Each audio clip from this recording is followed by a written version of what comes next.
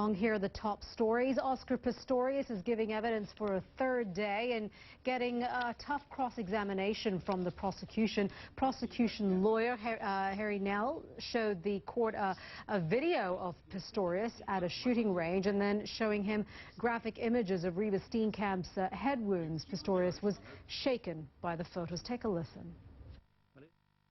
I've taken responsibility by me waiting and not wanting to live my life, but waiting for my time on this stand to tell my story for the respect of Reva and for myself. I've taken responsibility, but I will not look at a picture where I'm tormented by what I saw and felt that night. As I picked Reva up, my fingers touched her head. I remember. I don't have to look at a picture. I was there.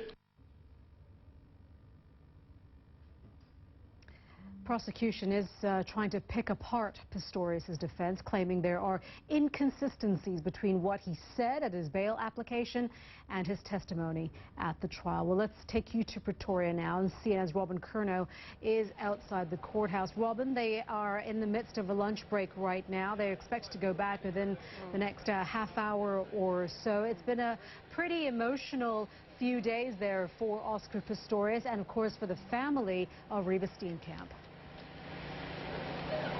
Yeah, I think emotional is one thing, but what we saw in court today in the last hour or two, the beginning of this cross-examination where the state came out effectively trying to make this shock tactic where they tried to shock Pistorius into admitting that him shooting a watermelon, the exploding watermelon, was the same as shooting at a brain, at Reva's brain, saying that both of them exploded in the same way.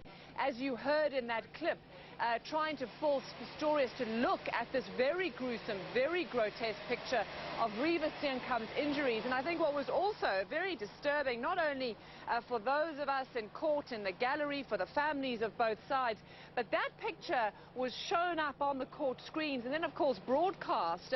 Nobody had any warning that this very gratuitous picture was going to be shown. So our legal experts saying, you know, was this successful? On one hand, you could say this is a legal tactic aimed to rattle the accused. On the other hand, you could argue that this was grotesque and it was an invasion of Reva Steenkamp's dignity. And speaking of the prosecution tactics there has been a lot of questions about Oscar Pistorius, at least the prosecution questions about Pistorius' affidavit and his bail hearing application, particularly about, I guess, it comes down to, I know that Kelly Phillips was saying, it also comes down to just semantics about what he said and what he meant to say. And of course, that is what any cross-examination is about. And as you rightly said at the beginning, it's about picking apart his story, trying to find inconsistencies in it. And I think what is clear is that Oscar Pistorius is certainly not going to have an easy time of it. Here in South Africa, Harry Nell, the prosecutor, is considered a bulldog.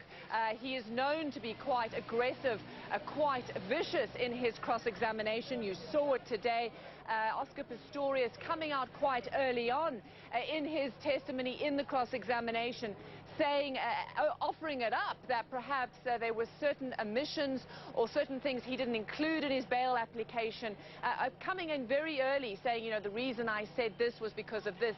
So you're going to see this over and over in the next few days, the picking apart and then the defensiveness of trying to explain why he said certain things at certain times. And of course, it's going to be up to the judge to decide what's important, what isn't, and the bearing it has on whether she rules if he's innocent or guilty. Robin, thank you.